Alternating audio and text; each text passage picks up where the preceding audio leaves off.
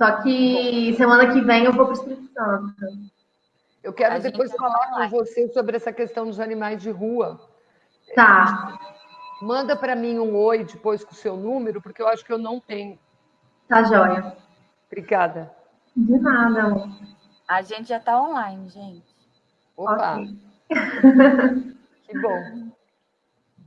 Deixa eu ver aqui, esperar um pouquinho. Tá bem.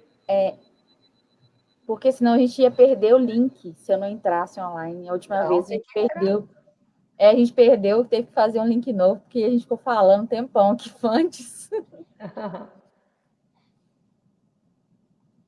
Deixa eu ver aqui. Já estamos online.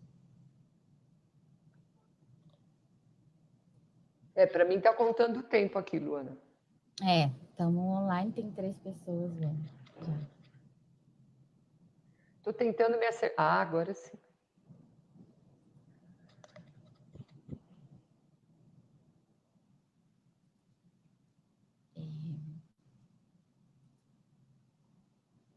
O pessoal já acostumou que a gente atrasa.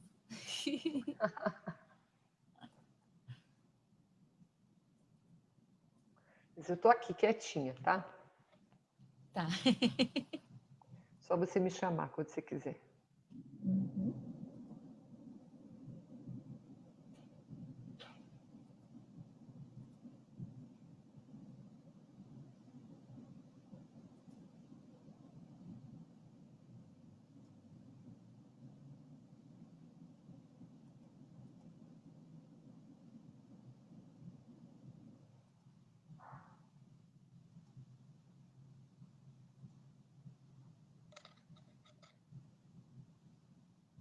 Vou fechar meu fone só um pouquinho aqui para eu ouvir. Tá. Oi, Adriane, bom dia.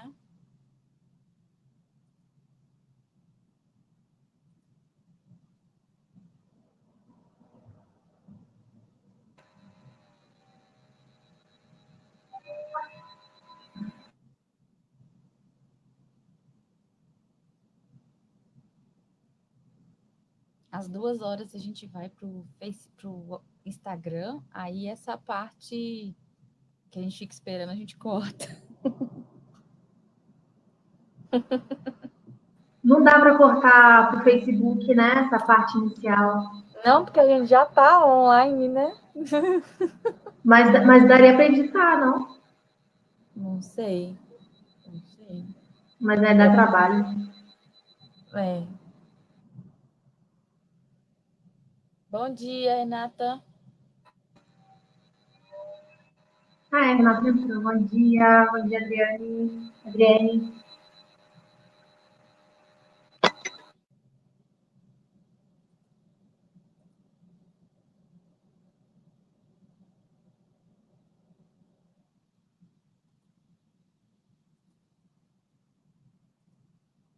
Pessoal, depois eu gostaria de saber com vocês sobre o horário das lives, se estão sendo, né, bons ou ruins.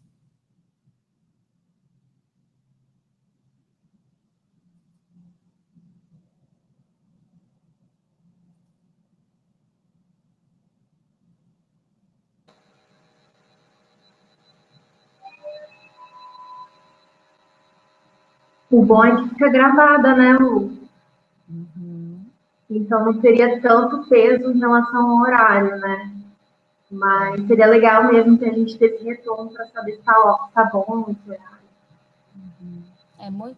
Muitas lives são vistas depois.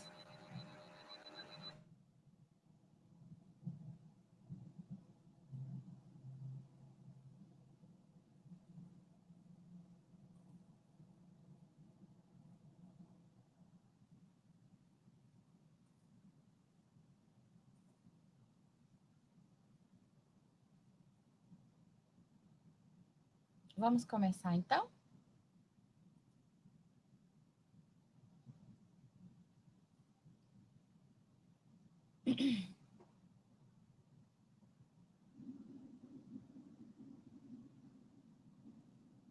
Então, vamos começar. Bom dia, pessoal. Dessa vez a gente fez uns testes online, então eu peço desculpas, né, por vocês esperarem um pouquinho, mas para a gente não perder o link, como a última vez a gente tem que fazer outro correndo, a gente fez os testes já online, tá? Então, a partir de agora a gente vai começar aí a live, depois a gente linka o minuto que começa, tá? Bom dia, para quem não sabe ainda, meu nome é Luana, eu estou presidente da AOPA, Associação Europeia de Proteção Animal, daqui de Ouro Preto. Sou bióloga, sou ecóloga, e a gente vem fazendo lives toda semana no lugar dos eventos de adoção, que também tem ações educativas, mas que foram suspensos por conta da pandemia, né? Então, a gente faz lives para não perder, pelo menos, as ações educativas e, principalmente, ter a oportunidade aí de ter convidados maravilhosos que a gente não teria nos nossos eventos presenciais. Hoje, no dia de Santo Antônio, hoje a gente está fazendo uma live sobre políticas públicas, que é o que a gente conversa o tempo inteiro, mas que bicho que é esse, né? E aí a gente trouxe convidadas muito especiais para poder falar um pouco sobre políticas públicas, sobre o manejo animal. Primeiro eu vou apresentar a médica veterinária aqui do meu ladinho, a doutora Vânia Plaza Nunes, que é diretora técnica do fórum, do qual nós somos filiados, né, há um tempinho já, e vem acompanhando o nosso trabalho no Brasil inteiro, né, lutam aí pelo Brasil inteiro em prol de políticas públicas para os animais. A nossa outra moderadora lá no cantinho é a Juliana Tosi, também médica veterinária e diretora técnica da OPA. Vocês já viram ela em outras lives aí, também trabalhando com manejo populacional, na verdade, manejo animal de forma geral, e as suas relações com os seres humanos, né? Com o meio ambiente, com os seres humanos. É isso, sejam todas bem-vindas, bom dia. Bom dia. Primeiro, eu queria agradecer o seu convite, Luana, para estarmos aqui hoje. Para mim é uma honra, você sabe como eu gosto, né, de Ouro Preto, como eu gosto de você, como eu gosto do trabalho que vocês fazem. Da mesma forma, Juliana, porque eu sou uma admiradora do seu trabalho, né? Sempre foi uma inspiração para muitas pessoas, né? A gente sempre usa o seu trabalho, sempre, como referência quando a gente tem que falar sobre as questões de animais de comunidade, né? Enfim, tudo isso que você tão bem trabalha e continua trabalhando, né? E eu sou seguidora ali das suas páginas, sempre vendo coisas novas que são inspiradoras. E eu acho que a gente precisa disso, em especial quando a gente percebe que apenas para a questão de cães e gatos, quer dizer, só para a gente começar falando de duas espécies que fazem parte do nosso cotidiano, né, enquanto população brasileira, nós, na verdade, sabemos que nós temos uma população enorme de animais, né? Nós temos uma população extremamente significativa, somos o segundo país do mundo em população de cães e gatos, e sem políticas públicas a gente realmente não vai conseguir nunca fazer com que as coisas andem no nosso país. Então, em todas as áreas é assim. Na questão dos cães e dos gatos, só para a gente começar, também precisa ser dessa forma. Então, é uma honra estar com vocês duas e espero contribuir nesse nosso bate-papo aqui com as pessoas, né, que estão nos assistindo, nos acompanhando ou vão nos acompanhar depois, para que elas possam ouvir, refletir, tirar suas próprias conclusões e, mais do que isso, que elas possam agir com sabedoria, com proatividade, principalmente para aquelas pessoas que gostam tanto dos animais, mas muitas vezes não sabem como atuar, como agir. Maravilhosa! Bom, gente, bom dia. Mais uma vez, obrigada, né, Lu, pelo convite aí para estar com vocês na live. A honra é minha, tá, poder compartilhar essa live com a Vânia, com a Luana, ainda mais esse assunto tão pertinente, né, e tão recorrente, e tão polêmico ao mesmo tempo, para a gente estar conversando e a respeito desse assunto um pouquinho mais no dia de hoje. E é uma honra, só gratidão por poder compartilhar essa live com vocês, viu? espero também contribuir aí nessa temática hoje. Vamos lá, vamos começar. Bom, a gente que agradece a todas, a honra é nossa completamente. E vamos, assim, dar início ao bate-papo, né? Então, pessoal, o que é política pública? Bom, é importante a gente entender que o mundo organizado da forma com que a gente vê hoje, independente que a gente está numa situação excepcional, de uma doença desafiadora, só para a gente entender, muito do que a gente está sofrendo é falta de política pública, né? É falta de uma política pública que pense em situações como essa, que infelizmente não vai ser a única, né? Os dados mostram que a gente tem muitos riscos, né? No futuro de enfrentar, e não é num futuro distante, num futuro próximo, caso a gente não mude algumas das nossas práticas e dos nossos hábitos. E ao longo da história, o que a gente percebe? A gente percebe que a gente vive num país, eu vou falar mais em relação ao Brasil do que em outros locais, mas eventualmente a gente pode usar como exemplo, a gente vive num país que tem o privilégio de, na sua Constituição de 1988, prever a participação social. Quando isso está escrito na Constituição, as pessoas muitas vezes não prestam atenção, né? Mas isso dá o direito de todos nós, como cidadãos, como profissionais, de nos envolvermos de alguma forma a criar mecanismos para poder agir frente a situações, especialmente para aqueles que são mais vulneráveis. Tá? Então, a gente precisa entender que para a gente vencer a demanda do que a gente vive cotidianamente, seja numa administração federal, estadual ou municipal, nós precisamos entender qual que é o nosso papel como cidadão. Por que eu estou dizendo isso? Para que a gente possa construir políticas públicas. O que isso quer dizer? Políticas públicas quer dizer a gente discutir num cenário de um local. Então, vamos pegar uma cidade, eu vou pegar o exemplo, por exemplo, de Ouro Preto, que é uma cidade que eu conheço, e a OPA é sediada em Ouro Preto. A cidade tem uma configuração, ela tem uma configuração territorial, ela tem uma configuração populacional, ela tem uma configuração social e ela tem uma configuração ambiental. E ela também tem uma configuração de distribuição de animais, de insetos, de plantas nesse ambiente. Antigamente, até bem pouco tempo atrás, a gente incluía a questão dos animais dentro de tudo que a gente discutia do meio ambiente. E as pessoas achavam que os animais eram só os silvestres. E hoje a gente sabe que não é assim, né? Quando a gente que já tem uma vida, né? Eu estou nessa estrada como médica veterinária desde 1983, fui para o Serviço Público Municipal de Controle de Zoonose em 1989. Depois fui trabalhar na área ambiental a partir de 2002.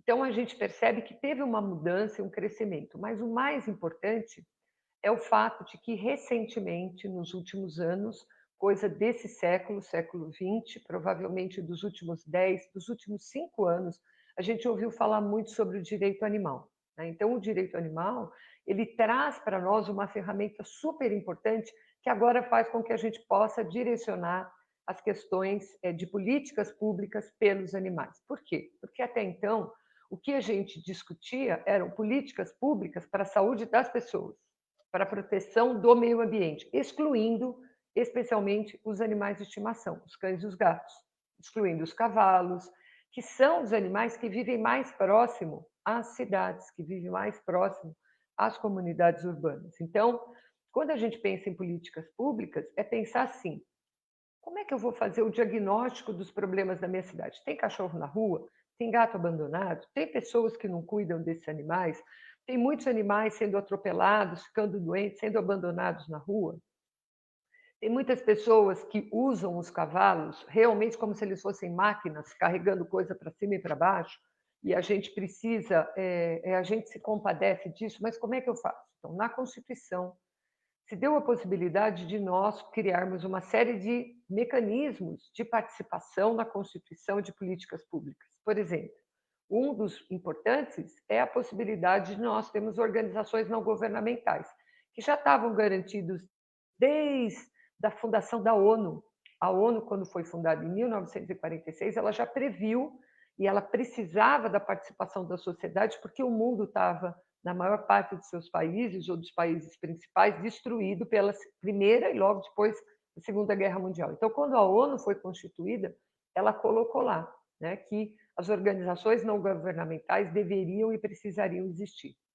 Depois, nós passamos por um período, né, de história do Brasil, que não vem ao caso aqui, e em 1988 a gente teve a nossa Constituição. E na nossa Constituição está escrita, e ela é conhecida mundialmente como a Constituição Cidadã, porque ela não só dá o direito da gente, enquanto cidadão, ser reconhecido individualmente com direitos, então eu tenho direito para mim, mas eu tenho direito também de reivindicar por aquilo que eu acredito, por aquilo que me incomoda e eu quero transformar, e eu tenho direito de participar de uma série de mecanismos, especialmente a criação dos conselhos. Então, por exemplo, a gente tem conselho de tudo. Onde eu moro, aqui em Jundiaí, São Paulo, se eu não estou enganada, a gente tem atualmente, porque foi criado agora, o Conselho de Defesa e Proteção dos Animais.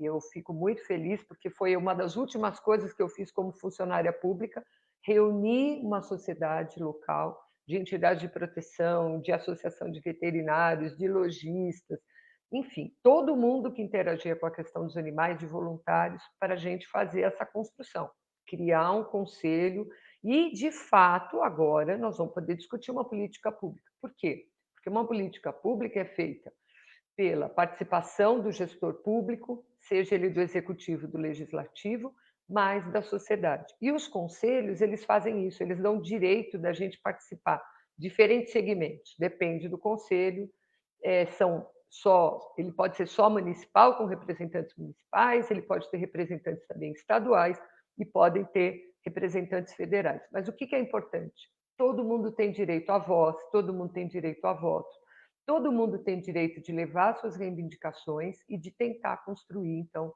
essa política pública. E, a partir daí, quando a gente tem o recurso orçamentário do município, bom, como que vai dividir esse dinheiro? Bom, a gente vai dividir nas diferentes ações. Em geral, a maior parte do recurso vai para onde? Para a educação e para a saúde.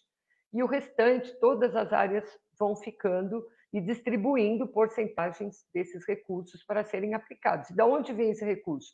Dos impostos, eventualmente de royalties, né, que se recebe pela questão do petróleo, enfim, outras fontes, mas o principal são os impostos, né, ou os programas específicos. E antigamente, até alguns anos atrás, e aí eu vou fazer uma crítica a essa mudança, a gente tinha a parte de controle animal ligado aos serviços de saúde municipais. Então, só para a gente entender, a gente tem no Brasil, se não mudou da última vez que eu vi há poucos dias, 5.575 cidades distribuídas nesse país desse tamanho.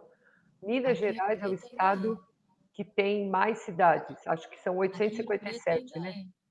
Pois é. E aí, o que acontece? Quando a gente pensa nessa questão, né, de como é que a gente vai pensar essa distribuição, como é que a gente vai pensar essa questão? Se a maior parte do dinheiro ia para a saúde, e até alguns anos atrás, a política que existia de controle de cães e gatos, agora eu vou falar, vamos deixar os cavalos para depois, de cães e gatos era ligada ao quê? Na saúde, ao controle de doenças, né? Então, raiva primeiro, leishmaniose, mais recentemente esporotricose, que já nem entrou nesse controle. Então, assim, a raiva sempre foi a principal zoonose que desafia os órgãos de saúde, porque os cães e os gatos estavam envolvidos nessa transmissão. Na época, inclusive, muito mais os cães do que os gatos, porque a população de cão era muito maior do que a de gato, né? Não é assim mais. O que a gente vê? Que, na verdade, a gente tinha uma política para controlar do ponto de vista do humano, não dos animais. Então, recolhia, ficava 3 dias, eutanasiava, matava, eliminava os animais de formas extremamente cruéis, né? Não vamos usar a eutanásia não, porque a eutanásia é uma outra coisa, né? Não vamos falar disso. O que aconteceu? Com o passar do tempo, a gente conseguiu, e olha, o mês que vem a gente vai fazer 25 anos que a gente fez a mudança disso tudo. Posso dizer que eu sei direitinho tudo isso, porque eu estava lá no dia que isso tudo começou, né? Então, olha quanto tempo, 25 anos, um quarto de século.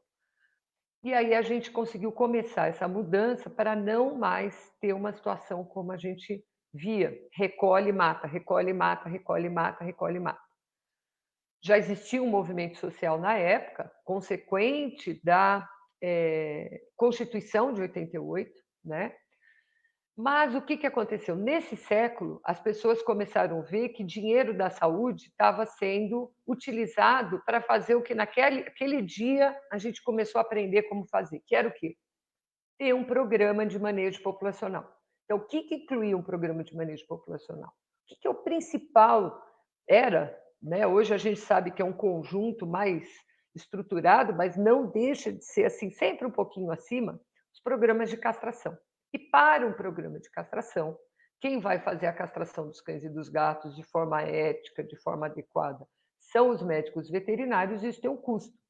Por ter um custo, então todo mundo começou a montar políticas públicas e o dinheiro saía da onde? Da saúde. E à época, a gente, como existe até hoje, né, porque a gente não está vivendo só uma pandemia, a gente tem, por exemplo, uma quantidade enorme de casos de dengue, zika, atualmente chikungunya e outras doenças que continuam acontecendo. E naquela época, lá em 1989, se começou, no final dos anos 80, a se organizar, porque não foi bem em 89, foi um pouquinho antes, 88, final de 87, se organizar programas de controle do Aedes aegypti e do Aedes albopictus na época. E aí o dinheiro vinha do governo federal para os estados, a saúde começou a se municipalizar, então o dinheiro já ia para o município, e de onde que ia tirar o dinheiro? E aí começou uma confusão, porque tinha gente que tirava dinheiro do lugar errado, na hora de prestar conta dava uma confusão danada. E aí se inventou de levar as políticas públicas de controle de cães e gatos para a área do meio ambiente, o que, na minha opinião, não é uma boa ideia, embora eu moro numa cidade que é assim. Por que eu acho que é assim? Porque, na verdade, não adianta ter uma pessoa para fazer isso que não vai dar conta. Não adianta ter uma vontade política, e muitas vezes uma vontade bem equivocada, que está ligada à compra de votos, está comprada a um status de algumas pessoas, a essa questão, sem existir um planejamento, né? E o que acabou acontecendo é que, diferentemente da saúde, que das 5.575 cidades, que eu acabei não falando, praticamente todas têm pelo menos uma estrutura muito pequena da saúde, não precisa ser uma secretaria, pode ser só uma coordenadoria, um serviço, do meio ambiente não. A gente não tem 30% dos municípios brasileiros que têm esse serviço. Então, o que acabou acontecendo? Hoje a gente tem não tem isso muito bem definido. Começou a melhorar em 2017, se eu não me engano, que a gente tem uma lei federal que fala de ter programas em todos os municípios de controle reprodutivo e educação. Anteriormente, os conselhos de veterinária começaram a fazer um regramento, mas que dizia respeito ao exercício profissional. Não vai interferir na política pública diretamente. O que interfere na política pública? Uma lei como essa, federal, que me fugiu o número aqui, se vocês até depois, quando uma de vocês estiverem falando, eu até posso pegar aqui e passar, mas que, na verdade, disse que os municípios têm que fazer. Só que, olha que problema, não disse de onde vai sair o dinheiro. E aí? O dinheiro sai de onde? Então, a gente continua vendo que o esforço acaba sendo das organizações não governamentais, como a OPA, como a ONG que eu faço parte aqui, que é o Grupo Vida Animal, com uma quantidade enorme de ONGs, que são ONGs mesmo, né, com CNPJ, ou ONGs que são informais, mas que fazem um trabalho extraordinário, né? Porque até para você fazer uma coisa oficial, você ser uma ONG, tem custo. E aí você tira o dinheiro de fazer uma atividade para pagar os tributos para o governo federal, para o governo estadual, para o governo municipal. Então, olha que desafio, né? Mas, independente disso, a gente viu uma mudança muito grande. E muitos municípios hoje têm leis próprias que dizem como agir, quais são os programas, o que a gente tem que realizar. Hoje já existe em muitos locais, como onde eu moro, aqui em Jundiaí, um recurso orçamentário que vai diretamente para os programas que existem, seja para o programa de castração, seja para a parte de atendimento clínico da população de menor poder aquisitivo, que tem um regramento, e tudo isso, eu posso dizer para vocês que a gente levou, pelo menos, 97 a gente começou, eu me aposentei em 2015, e agora eu voltei a trabalhar na área ambiental e continuo participando dessas discussões. Então, a gente já tem pelo menos 23 anos aqui disso, embora, como eu disse, 25 anos, quando eu voltei da onde eu estava, né, foi um evento em São Paulo, a gente já veio e começou a trabalhar para chegar onde nós chegamos hoje. Então, constituir política pública é conhecer a realidade, ver o que eu preciso para mudar aquela realidade, estabelecer prioridades e ocupar um espaço social, político, social, para que eu, na verdade, possa trabalhar naquele tema. No nosso caso, pelos animais, em políticas públicas de proteção, defesa e direito animal. Desculpa que eu falei muito. Isso, Vânia. O espaço é para isso mesmo, para a gente, né, falar sobre, trocar experiência, e relatando mesmo e conversando com o pessoal. Lu, você quer comentar alguma coisa? Então, agradecer desse histórico, né? Porque, na verdade, a gente ninguém sabe de onde veio, né? Ou como surgiu, principalmente porque tem tantos anos e tornar, para a gente pegar como exemplo, a gente tem que entender que passou por muito tempo, né?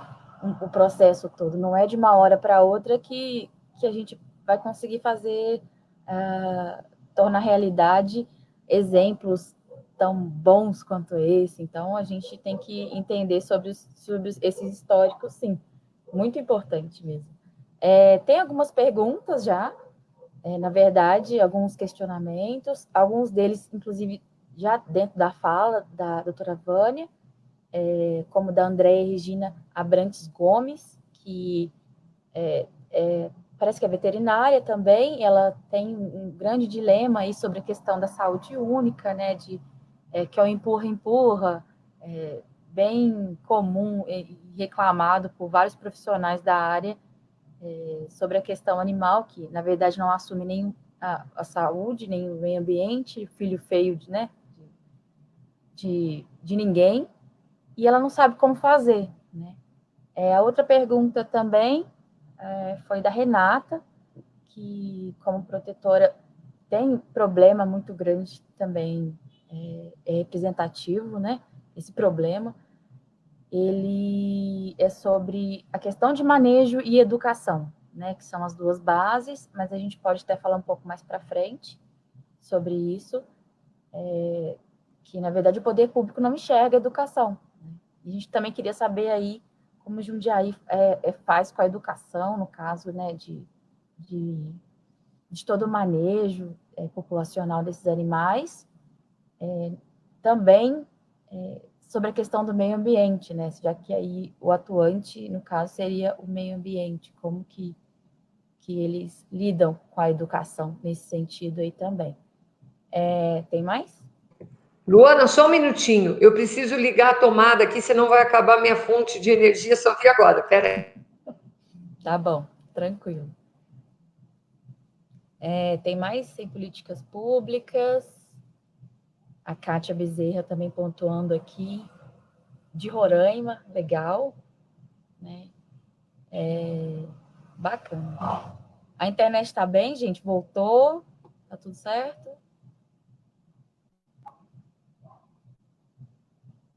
Mais algumas perguntas? Uhum. Beleza. Oi, pode falar, Ju. Tá. Não, eu só gostaria de fazer um gancho na fala da Vânia, em relação à importância, né, da participação social, inclusive das ONGs, né, de proteção animal, que o quanto é importante essa participação social, por exemplo, conceitos importantes na causa animal de posse responsável, a guarda responsável, isso foi um marco bem significativo, né, pelas ONGs aí de proteção animal. Esse envolvimento da participação social é fundamental para essa iniciativa, né, da necessidade do local, as necessidades locais do município para a implantação de políticas públicas. E ainda aproveitando o gancho da Vânia, a Vânia falou, deu exemplo, né, do conselho específico na causa animal, mas, no entanto, se o município ainda não possui, existem os conselhos, né, municipais de saúde, de meio ambiente, que a população deve estar inserida e participar desses planos, dos planos do município, né, onde se tem toda uma conversa, uma programação em relação às políticas públicas do município. Então, essa participação é fundamental, né, e futuramente está podendo construir um conselho específico, mas como o município, né, muitos municípios ainda não possuem um conselho específico, seria então a população estar inseridas, né, nesses conselhos já existentes de meio ambiente e da saúde para poder ficar mais a par, né, e poder contribuir de alguma forma. É isso, por enquanto. Bom, Luana, eu vou colocar algumas coisas. Obrigada, Juliana. Quando eu fui falar dos conselhos, eu queria falar isso, acabei já indo direto para o nosso que saiu aqui. É assim, olha, exatamente isso que a Juliana falou, tá? Antigamente as pessoas falavam sempre dos conselhos, os conselhos. Eu me lembro que na época, né, que tudo isso veio depois da Constituição de 88. E assim, falar do histórico, gente, eu acho que é super importante. Eu sempre fui uma pessoa assim, agora que eu já estou ficando velhinha, eu fiquei mais ainda. Por quê? Porque quando a gente é jovem, a gente imagina que o mundo já nasceu daquele jeito, que ninguém nunca tentou fazer nada para resolver muitas coisas. E não é porque eu acho, eu escuto as pessoas falarem isso, tá? E o que eu vejo é que a gente precisa entender de onde a gente veio para a gente entender para onde a gente está indo, né? Então, para tudo. Não vai ser diferente nesse tema. Então, olha, antigamente a gente nem discutia se estava certo ou não recolher e matar cachorro. Não tinha outro jeito, ninguém conhecia outro jeito, né? Quando eu falei que em 1995 a gente se deparou com essa questão, por que será que poucas pessoas se mobilizaram e nunca mais largaram desse assunto? E aí eu vou lembrar, primeiramente, da professora Rita de Cássia Maria Garcia, que hoje em dia é professora na Universidade Federal do Paraná. Eu vou lembrar da doutora Adriana Maria Lopes Vieira, que trabalha atualmente no Instituto Pasteur, e vou lembrar de mim, porque assim, não é nem porque a gente, na verdade, é melhor que os outros. Não, está até escrito no livro. Outro dia, quando saiu o livro de medicina veterinária do coletivo, que eu fui olhar e eu vi lá, eu me emocionei. Né? É você ter certeza que você fez parte de uma história, que você continua fazendo. E a gente é assim, todo mundo. E ficar do lado bom ou ruim da história, todo mundo pode escolher. No meu caso, foi assim, eu já tinha um incômodo, porque quando eu fui trabalhar no serviço público, eu não queria saber de ter que pensar em eutanasiar cão. Né? Eu prestei o concurso público por acaso e passei e fui trabalhar. E aí? Né? Não tinha mais. A gente já tinha aqui em 1986, já que vocês perguntaram das coisas de Jundiaí, acho que a gente foi a primeira cidade no Brasil que uma ONG entrou e recolheu todos os cachorros, não deixou mais ter a eliminação com choque elétrico, porque era assim aqui. E eu fazia parte dessa ONG. Em 1985 ela foi fundada e eu fiz parte da fundação da ONG e aí eu ia lá ajudar. E aí um funcionário falou, viu, doutor, o veterinário daqui foi embora, porque ele achou um absurdo esse negócio de não poder mais matar os cachorros. Então, um veterinário, tá? Mas era o que ele tinha. Ué, a gente tem que respeitar o que as outras pessoas entendem. E aí, por que você não presta o concurso? Bom, prestei e deu no que deu. Vim para essa área e descobri que era isso que eu vim fazer na vida mesmo. Eu não tenho nenhuma dúvida. E eu sempre acho que tem pessoas que vão nos conduzindo. E aí, na época, era tudo na saúde. E aquela história daquele monte de cachorro também pelas ONGs, vivendo em condições difíceis, não tinha dinheiro, não tinha recurso, já não tinha antes. Hoje as pessoas têm outras fontes, faz bingo, faz rifa, faz feira, faz exposição. Aqui em São Paulo, não sei se em Minas é assim, apesar do momento, a gente trabalha com aquela inscrição para ter nota fiscal paulista e receber, né, uma parte do recurso. Então, tudo isso é super importante para fazer o que a gente faz.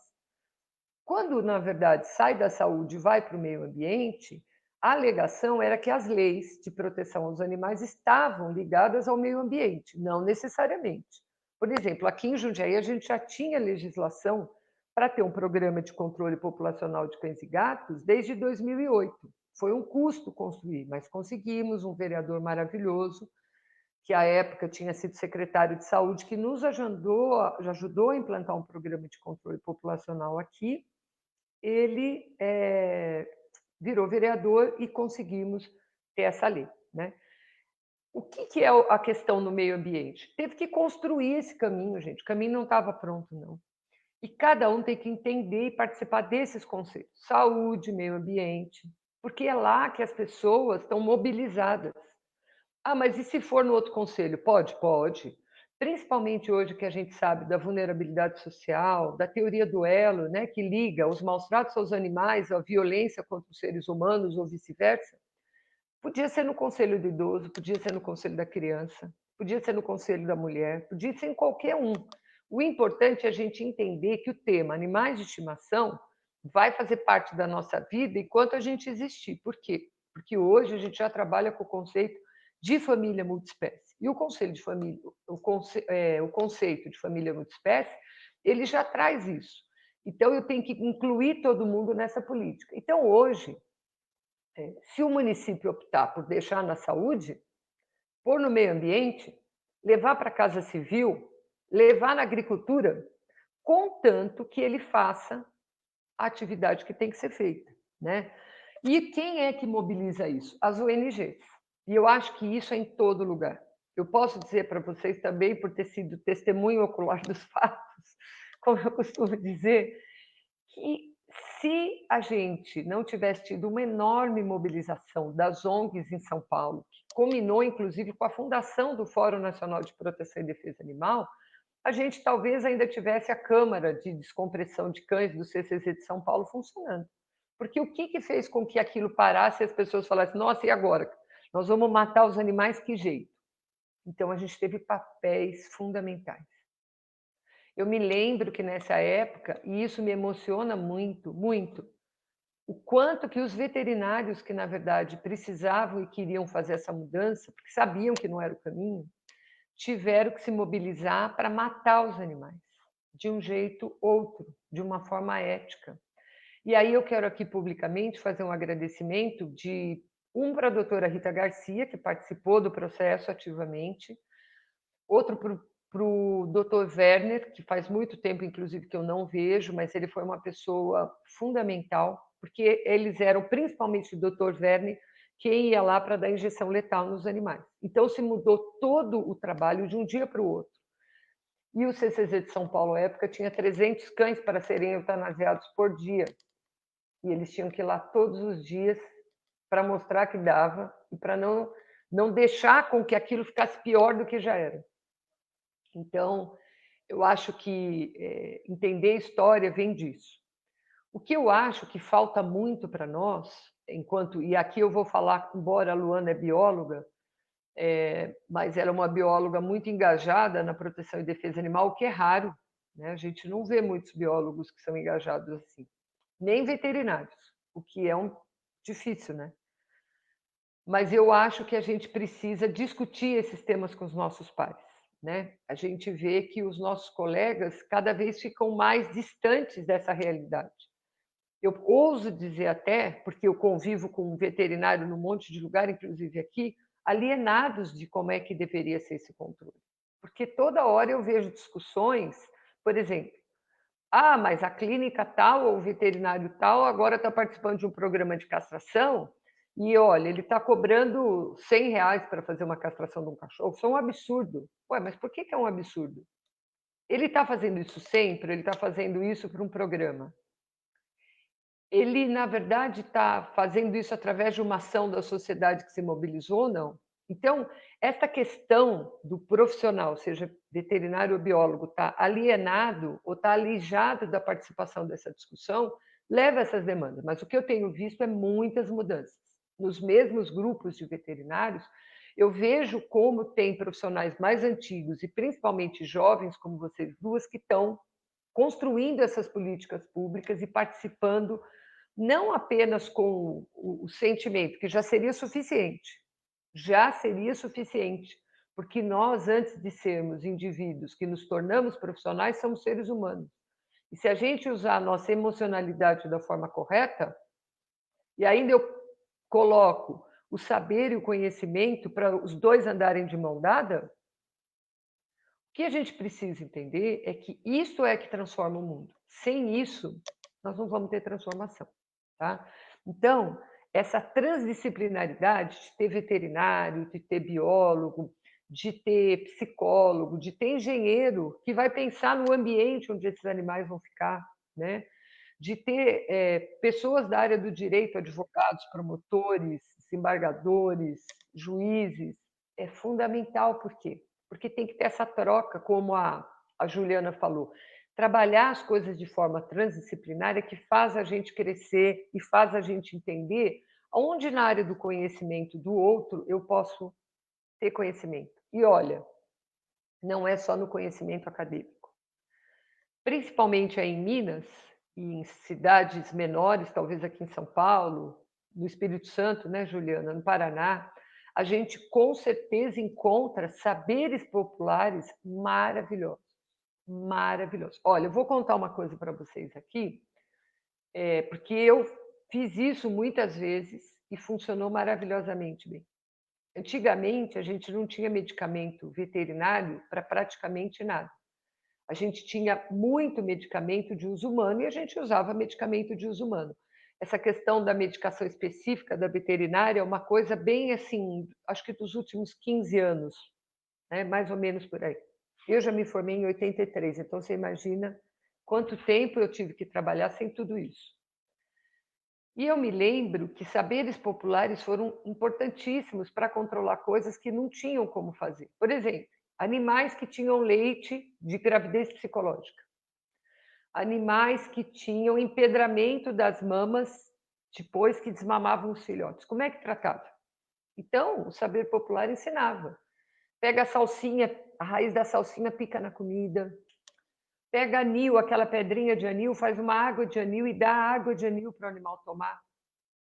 E quer saber? Funcionava perfeitamente. E assim, outras coisas. Por exemplo, não tem dinheiro para fazer vermífugo. Fazia, socava, hortelã com alho, punha leite fervendo, coava, apertava e dava. Os cachorros punham verme, os gatos até dizer chega para fora. Não tinha vermífugo. Então, gente, o que eu acho? Que sem esse saber popular, sem o papel das ONGs, sem o conhecimento e a vontade dos profissionais, a gente não consegue avançar nas políticas públicas. A gente avançou? Avançou. Se você for em qualquer cidade brasileira hoje e um prefeito não falar que ele é favorável ao controle populacional de cães e gatos, tem algum problema com aquele prefeito. Todos acham importante. Né? Então, só isso, já valeu a pena o sacrifício e tudo que a gente passou nesses 25 anos. Agora, acabou? Não acabou. Não acabou por quê? Porque a gente tem equívocos culturais, a gente tem uma falta de comunicação, informação para criar aspectos educativos de fato.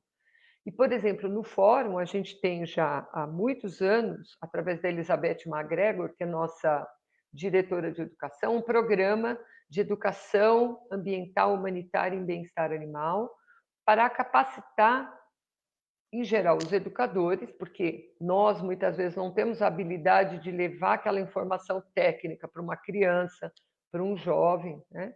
Mas a gente pode fazer o caminho através de um educador, de um professor, de uma pessoa da área da educação que trabalha com esse público, né?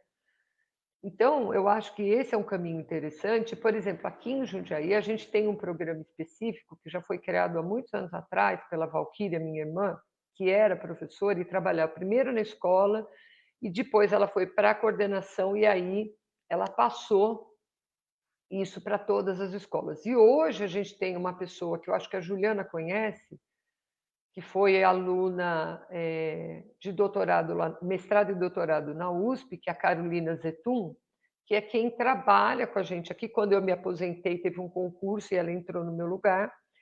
E então, assim, ela tem uma formação ímpar. Ela passou num concurso assim acima de 500 e tantos veterinários. Então, ela é realmente uma pessoa muito competente. E ela faz um trabalho muito interessante, juntando vários outros programas com as crianças nas escolas. É suficiente? Porque por mais que ela vá em cada escola 3 vezes para trabalhar com cada turma, ela tem outras demandas. Então, a gente também faz capacitação para os educadores todos os anos. A gente está aberto para fazer trabalhos específicos nas escolas, tanto quanto como veterinário, quanto pela nossa ONG.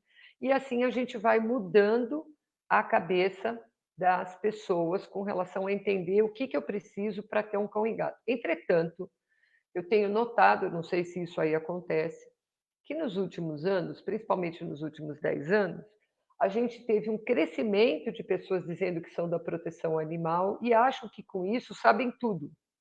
E aí agem da forma mais destrambelhada possível, criando muitos problemas, principalmente com animais ferais, animais abandonados, semiferais, e isso tem me preocupado muito, né? Esse crescimento desordenado de pessoas que se dizem protetoras de animais, mas que buscam o próprio benefício, então de forma intencional, ou fazem porque precisam de acompanhamento, precisam de uma orientação. Então, eu acho que a gente está criando, além dos acumuladores, a gente em breve vai ter uma outra síndrome, como da acumulação, que vai estar ligado a esse adoecimento de alguns segmentos da sociedade em acreditar que sabe o que fazer e faz aquilo de forma errada, complicando também a vida dos animais.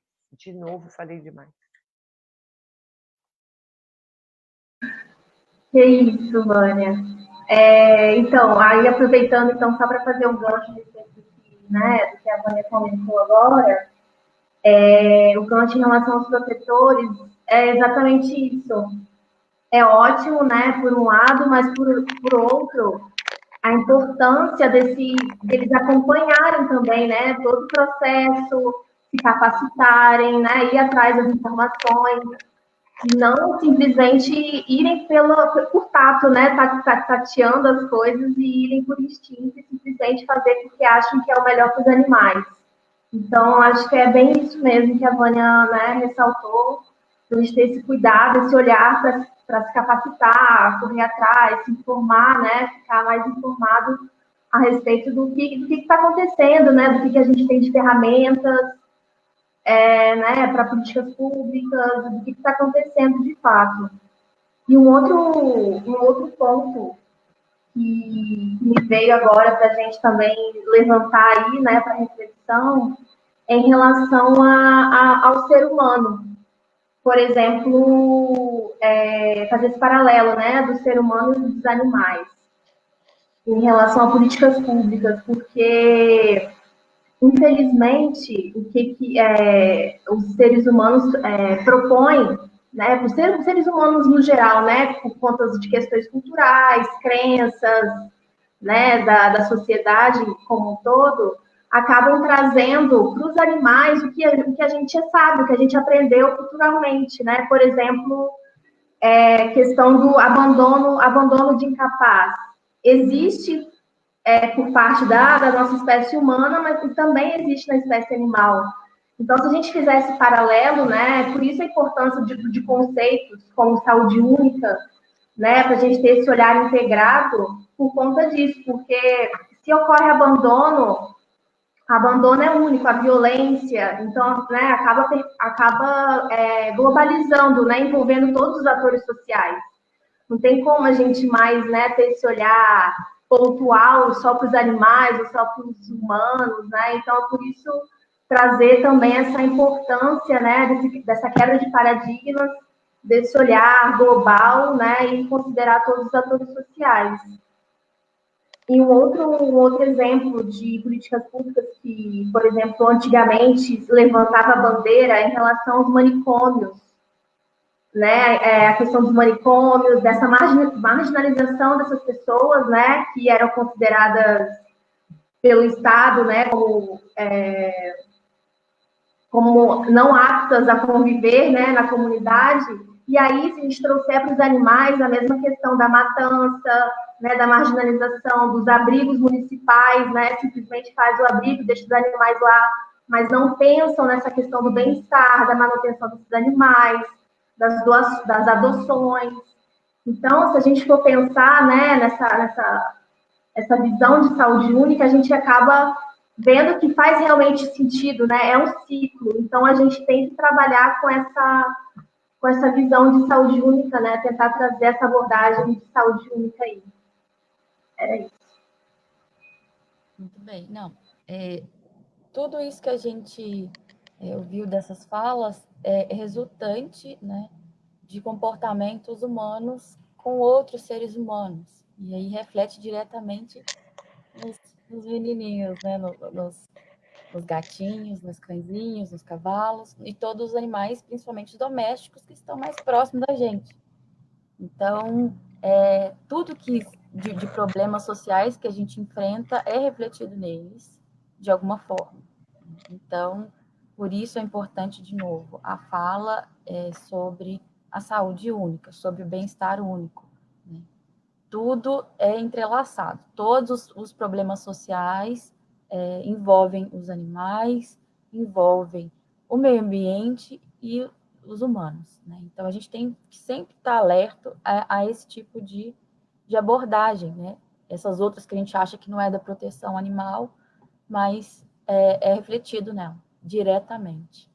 Sobre, só para pontuar, né, puxar a sardinha para o nosso lado, na questão local, a OPA, pessoal, a OPA surgiu depois de uma audiência pública em 2016, justamente foi a primeira audiência que teve aqui em Ouro Preto, que se levantou, na verdade, convidou a reflexão sobre o método de eutanásia dos animais. E a OPA foi de fato almejada, e a tentativa de criação, a primeira criação de ONG, foi a partir daquele momento. Né? Então, foi uma mobilização social contra o que estava acontecendo, porque ninguém mais poderia fazer o que a gente podia fazer no momento. Né? Então, tudo isso que tanto a doutora Vânia quanto a Juliana falaram, a gente foi o processo daqui de Ouro Preto, aconteceu aqui em Ouro Preto de alguma forma, né? E está acontecendo. Então, eu só gostaria de falar isso com meus conterrâneos aí, do como que as coisas aqui aconteceram, né? De fatos, né? Que aconteceram, que às vezes ninguém sabe. Sobre a saúde única, sobre a educação, sobre esses processos de educação, a gente pode falar também já diretamente nos dados que mudaram, né, dos tempos para cá, como, por exemplo, o aumento, por exemplo, de felinos, né, na verdade, das pessoas quererem felinos ao invés de cães aqui em Ouro Preto, por exemplo, e no Brasil. A gente pode falar será que esses métodos de manejo populacional seriam, na verdade, iguais em todas as cidades? O que diferenciaria nessas cidades, por mais próximas que sejam umas das outras, cada uma teria o mesmo processo? Como que seria, gente? Você quer falar, Juliana, ou posso falar? Fica à vontade, Vânia, pode falar. Então, eu queria começar. Se eu começar a demorar, você me chama a realidade aqui, tá, Juliana e Luana? É o seguinte, primeiro eu queria fazer uma consideração que eu já quis fazer antes e acabou passando, eu não fiz na minha fala, que a gente também olhe com atenção quando a gente discute a questão da saúde única e do bem-estar único. É óbvio que esse conceito, ele carrega uma importância vital para a gente pensar que tudo está interligado, que tudo forma uma rede. Eu gosto dessa questão da rede, vocês nem queiram saber quanto. Mas eu tenho uma preocupação. Eu tenho ouvido várias falas sobre os acumuladores, sobre a questão de esporotricose, sobre a questão da leishmaniose, agora sobre a questão da pandemia, né, da Covid-19. E eu tenho uma grande preocupação porque as pessoas têm voz. O ambiente danificado as pessoas enxergam, mas os animais não têm voz e muitas vezes estão escondidos, especialmente se a gente fala dos gatos. Então, até para entrar na questão do que a gente faz em cada lugar, se tem uma receita de bolo ou não tem, eu queria fazer essa colocação. Eu acho que a gente precisa tomar cuidado quem se apodera desses conceitos para justificar isso, que é assim, não, tem os animais, tudo bem, mas olha, tem o problema das pessoas, tem o problema do meio ambiente, a gente tem que investir em saneamento, a gente tem que investir em escola, e aí os bichos ficam de fora de novo. E eu já tenho visto isso. Por quê?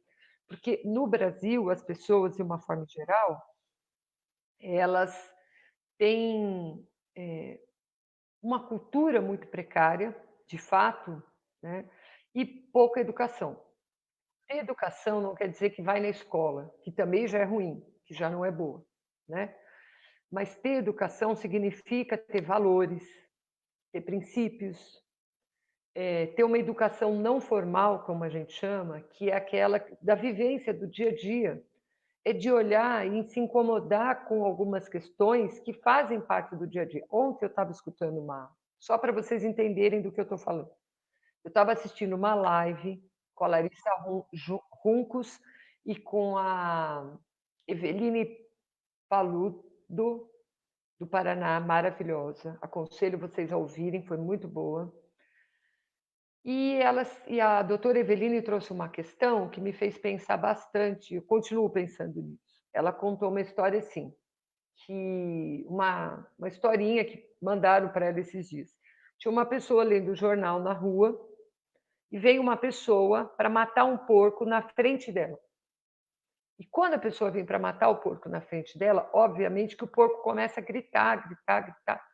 E aí a pessoa que está lendo o jornal fala assim, que é isso? O que você está fazendo? Pelo amor de Deus, que horror! E isso, e aquilo, e o outro, parará, parará. Eu falei assim, tá bom, eu vou fazer alguma coisa. Muda um pouco de lugar, mas continua a mesma cena. E o cara fala assim, pelo amor de Deus, eu estou ouvindo, eu estou vendo daqui, eu não quero. Aí ele se enche, pega o jornal, o banquinho, entra para dentro de casa e fecha a porta. E continua lendo o jornal. E o bicho foi morto da forma mais cruel possível na frente de casa. Ou seja, hoje, antigamente, a gente não tinha conceitos, a gente não tinha conhecimento, a gente não tinha tantos meios de informação. Esse aqui tem que ser um meio de informação útil para coisas úteis. Esse que eu estou usando aqui, que é um notebook, também. Então, a gente precisa começar a se instruir com coisas que são realmente importantes. Por quê? Porque depois as pessoas resolvem a nossa vida do jeito que quer. E no passado, a gente não tinha conceitos aqui no Brasil, já quando lidava com a questão de controle populacional de cães e gatos, sobre a ciência do bem-estar animal. Embora ela já existisse desde lá dos anos 70, lá no Reino Unido, ela foi se esparramando pelo mundo, e ela só chegou para nós aqui, de fato, nesse século, no século XXI. Porque no finalzinho do passado a gente ouvia falar, mas ainda era meio... A gente ouvia, mas não entendia muito o que era isso. E quando ela veio, ela fez todo o sentido. Para mim, ela fez todo o sentido. Pensa, uma coisa que transformou a minha vida foi entender de bem-estar animal, estudar, me especializar, fez toda a diferença. Eu achei resposta para um tanto de coisa que eu percebia, mas por que eu percebia? Porque eu tinha uma formação enquanto pessoa. Na época que eu estava na faculdade, eu me incomodava com um tanto de coisa, mas pensa se a gente reclamava para o professor, é claro que não. Você reclamava, você escutava mais um monte. E outra, ele também não tinha outra alternativa para te dar.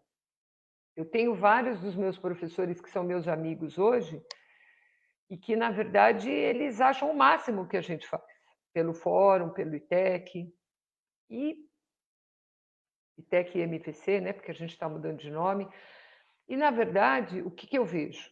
essa construção ela não é simples. Como também não é simples a gente construir em cada cidade uma política de controle populacional. Então, a primeira coisa, quem são as pessoas realmente interessadas nesse assunto? Que tal se a gente reunisse todas elas, sentasse e começasse a conversar sobre isso? É óbvio que todo mundo vai reclamar um monte, vai lamentar um monte, vai falar um monte, mas alguém no meio dessas pessoas tem que ter a lucidez de levantar a mão e falar: tá bom, nós já fizemos uma relação de problemas, agora vamos ver se a gente tem alguma proposta de solução. Então, hoje, a gente tem ferramentas simples de planejamento, né, que a gente pode usar em qualquer lugar. É bem simples. E por que é importante? Porque esses espaços podem ser um espaço para as pessoas trazerem um problema, mas aqueles que já ouviram falar ou têm ideias, essas pessoas podem ser as pessoas que vão, num primeiro momento, levar uma informação correta. O que, no mínimo, tem que fazer? Tem que conhecer a população. Como é que ela está distribuída no território? Onde estão as populações mais vulneráveis? Alguém já fez alguma coisa? Se fez, onde fez, o que fez? Qual foi o resultado disso? Ah, fez, castrou um monte, mas distribuiu para todo lado, que impacto fez? Para o indivíduo todo, para o coletivo, provavelmente nenhum. Registrou esses animais em algum lugar? A gente sabe onde eles estão? Porque, de repente, não registrou nada, você vai ter que ir procurar, pelo menos de forma a mostrar onde é que esse pessoal está. Feito isso, nós, na verdade, temos que tipo de população? Só tem gente, todos os cães e gatos estão com alguém de alguma forma, seja uma pessoa que deixa dentro de casa, que deixa sair na rua e voltar, que põe para a rua quando vai trabalhar e para dentro quando volta, ou o contrário. Tem animais que são abandonados, e aonde é esses lugares que abandonam os animais? Cadê esse lugar? Onde é que ele está? Quem é que cuida? Ou seja, a gente tem que fazer um diagnóstico do problema que a gente tem e já ter do lado algumas propostas de solução. Vai precisar de dinheiro? Vai. Vai precisar de gente? Vai. Vai precisar de um lugar físico? Vai precisar. Vai precisar de fazer mobilização? Vai precisar. Vai precisar de um monte de coisa para pôr na caixinha de ferramenta que eu já falei e que a Juliana também falou há pouco. Então, gente, não existe como você intervir no manejo populacional para cães e gatos simplesmente com reclamação e com reivindicação. Não. Sabe por quê? Eu já falei agora há pouco. Está cheio de político hoje em dia, não tem nada contra eles. Tem políticos que são ótimos, maravilhosos, que construíram coisas incríveis em vários locais. Não vou nem citar o nome, porque tem um monte em vários lugares. Então, se eu citar de um, posso esquecer do outro. Mas a questão da causa animal, como é chamado, ela virou uma coisa muito interessante para todo mundo que quer ganhar voto. Por quê? Porque a população já não está acreditando em mais nada de político nenhum, né? Haja visto o que a gente está vendo no nosso país, né? Não vamos nem entrar nesse mérito, mas, né? Não, esse eu não quero mais, isso eu não quero mais, isso eu não quero mais. Você vai votar? Não, não, esse eu não quero mais, isso eu não quero mais, isso eu não quero mais. E olha onde é que nós estamos agora. Né? Será que a gente está melhor do que a gente estava antes? Não sei. Eu sei, mas porque a gente teve muitas escolhas para fazer, né? E aí, quando ficou no fim, como é que ficou? E nessa questão dos animais, a gente está vendo que muitas pessoas, hoje em dia, usam o recurso para ter voto e depois, já que esse ano é um ano de eleição, né, municipal, usa esse recurso para ter voto. Não, eu vou fazer, eu vou implantar, eu vou cuidar, chama a Luana, chama a Juliana, me chama todo mundo que está engajado na proteção animal, só que na hora do vamos fazer, ele já está lá mesmo. Né? Ou então ele percebe que não adianta estar lá, ele tem que criar esse caminho, o recurso, a mobilização, o diagnóstico, e isso demora tempo. Então, o que a gente precisa é realmente estar engajado para que a política pública possa ocorrer de forma correta. Voltando na questão do bem-estar. Por que eu falo isso? Porque, olha, quando o bem-estar apareceu no Brasil, era uma maravilha. Todo mundo não queria ouvir falar em bem-estar. Quem explora animal, criador de cachorro, criador de gato, gente que faz farra do boi, vaquejada, rodeio, zoológico, o que vocês quiserem. Ninguém queria ouvir falar, pelo amor de Deus, isso é coisa de gente doida, isso é uma coisa romântica. De repente, quem criava animal, então, boi, galinha, porco, pelo amor de Deus, ninguém queria ouvir falar nisso. De repente, o movimento internacional em relação a financiar coisas no Brasil, criar parcerias, né? Investir em fundos para que as coisas aqui andassem, começaram a cobrar. Olha aqui, vocês não estão fazendo, nós não vamos mandar dinheiro. A minha empresa não vai se instalar aí por conta disso. Aí começou a mudar. Tudo começou a ter bem-estar. Bem-estar, bem-estar. Tudo tem bem-estar. Tudo.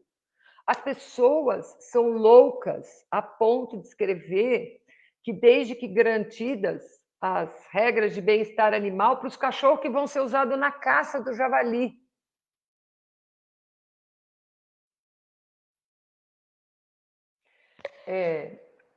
Eu vou usar uma expressão, não desmerecendo as pessoas de forma alguma, mas é a única que eu, por enquanto, achei como possível. Me parece uma coisa esquizofrênica isso. Porque eu quero tripudiar, ser cruel, causar maus tratos no animal, e eu ponho a palavra bem-estar para fazer de conta que está tudo bem. Quem pensa isso só pode ser esquizofrênico, com perdão os esquizofrênicos, porque eu não achei outra palavra ainda para substituir. Por quê? Então, ó, galo combatente, né, tudo, rodeio, vaquejo, tudo agora tem escrito lá, desde que garantidos os princípios de bem-estar animal. Como é que você vai garantir princípios de bem-estar animal? E isso está muito igual ao que foi no passado, quando a gente começou as políticas ambientais nos anos 80 aqui no Brasil. Nem sei se vocês já tinham nascido. Acho que não, né? Não tinha. Quando a gente começou a discutir política ambiental no Brasil, veio toda essa história do desenvolvimento sustentável. Olha que palavra bonita, não é uma expressão boa? Fala a verdade. Para quem viveu naquela época e olha hoje como é que está o negócio, eu fico procurando, às vezes, embaixo da serrapilheira, assim, se sobrou algum desenvolvimento sustentável. Embaixo da cinza. Entendeu? Porque, assim, no fundo de um rio, porque não tem. E bem-estar animal já está nesse caminho, e saúde única e bem-estar único, se bobear, daqui a pouco está no mesmo caminho. Então, senhores, senhoras, cuidado em como vocês usam essas questões. Façam bom uso desse termo. Por quê? Porque não vai demorar, isso vai estar na boca de todo mundo para justificar: não vamos investir nos cachorros, nem nos gatos, nem nos animais silvestres, nem nada. Vamos investir nas pessoas. Vamos investir nas pessoas. Vamos investir. E aí o dinheiro continua escoando por um ralo escuso, como a gente vê que continua, e as pessoas não têm o mínimo para poder viver. Que fará os animais? Porque hoje a gente tem problemas grandes de moradores de rua. Por exemplo, aqui tem uma política interessante para os moradores de ruas com os animais. Adianta? Os cachorros estão lá, estão bem, estão cuidados, estão tratados. O departamento de bem-estar aqui, o DBEA, que hoje é coordenado por uma menina aí de Minas, que a Luana conhece bastante, que é a Daniela Araújo, que eu trouxe para cá, indiquei realmente para vir trabalhar aqui, porque eu acho ela uma pessoa muito competente, até porque ela não é veterinária, olha que legal. Ela é de uma outra área de formação, mas ela tem uma visão dessa questão administrativa e gerencial muito boa, muito boa. E aí, o que a gente vê? Que construir essas políticas públicas pode ser até fácil, mas e como é que você gerencia se o recurso está sendo usado no lugar certo? Né? Então, o que a gente vê? Hoje a gente tem desafios, acumuladores, que não pode mais ficar como era na época do manicômio, né? A pessoa era doente mental, bota no manicômio, porque assim ninguém via. Aí começou os canis e os gatis, também eram assim. Os cachorros estão na rua, tira e põe lá e mata e ninguém está vendo. Os matadouros são assim até hoje, por quê? Porque assim a gente não vê. A gente não vê onde está produzindo aquilo que a gente acaba, as pessoas que são carnistas comem. Né? Então, onde eu quero chegar? que isso, não adianta também só ter a política pública. Tem que ter o mecanismo de controle. Então, seja no conselho que for, no grupo gerencial que for, precisa ter pessoas que, de fato, estão interessadas racionalmente em fazer com que aquilo ocorra da melhor forma. Agindo como? Com conhecimento. O Oswaldo Santos, que é orientador do doutorado da Juliana, né, Ju? Ele é uma pessoa extraordinária, porque ele veio de uma atividade do dia a dia, do campo, e aí ele começou a pensar como é que a gente vai resolver certas coisas. E ele tem criado coisas e conhecimentos extraordinários, extraordinários. Então, o que é importante? É super importante a gente estar atento a isso. A ciência, ela tem o seu valor, sem dúvida, mas ela precisa ser aplicada. E hoje a gente tem profissionais jovens. Olha, o Oswaldo foi estagiário nosso quando veio da Colômbia, no ITEC. Olha lá onde ele está hoje. Não é? Então, eu acho que é isso que é o importante. É importante a gente produzir conhecimento e informação prática e instruir as pessoas. Pode ser, por exemplo, vocês juntam tanto de gente, agora com essa tecnologia melhor ainda, né? E fala essas coisas, explica para elas, deixa elas pensarem uns dias, lá para frente retoma o assunto. Chama pessoas de áreas correlatas para discutir, por exemplo, uma estratégia de planejamento. Como é que a gente podia fazer para planejar uma política pública para trabalhar aí em Ouro Preto que fosse eficiente? Que tal se a gente chamasse uma pessoa que trabalha com planejamento? Olha que incrível, né? E aí a gente vai conseguindo enxergar algumas coisas, porque outras áreas do conhecimento têm plataformas incríveis que a gente pode pôr no mapa, olhar onde está o mais crítico.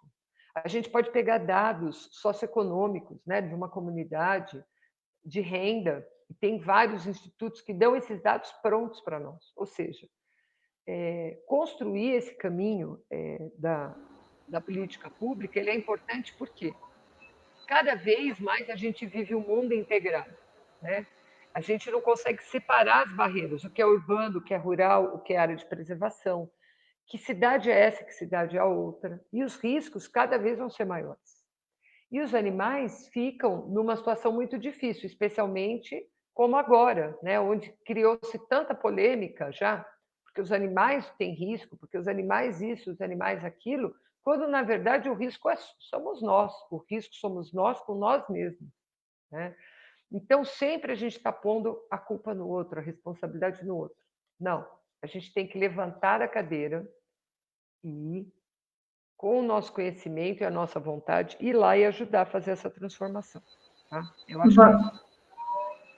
Interessantíssimo, Vânia. Muito obrigada pelas suas colocações em relação, né, aos conceitos de saúde única e de bem-estar animal, e trazendo esses dois conceitos para os conselhos e para as conversas com gestores, né, municipais, inclusive.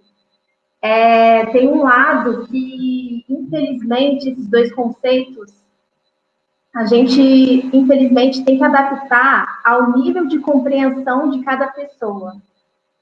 E para isso, às vezes, a gente precisa não colocar, lógico, né, a questão dos animais em detrimento dos humanos, mas a gente precisa trazer questões que vão impactar na vida dos humanos para poder convencer aquela política pública que vai realmente impactar, né, como os cães comunitários, como a teoria do elo. Se a gente falar só em violência aos animais, tem gente que não vai nem ligar. Né, nem ligar. Agora, a gente fala que eles podem ser sentinelas para a violência futuras, né, na sociedade, aí as pessoas já começam a abrir os olhos, opa, então tem alguma coisa aí, entendeu? Mas é isso que você falou mesmo. Super, Juliana.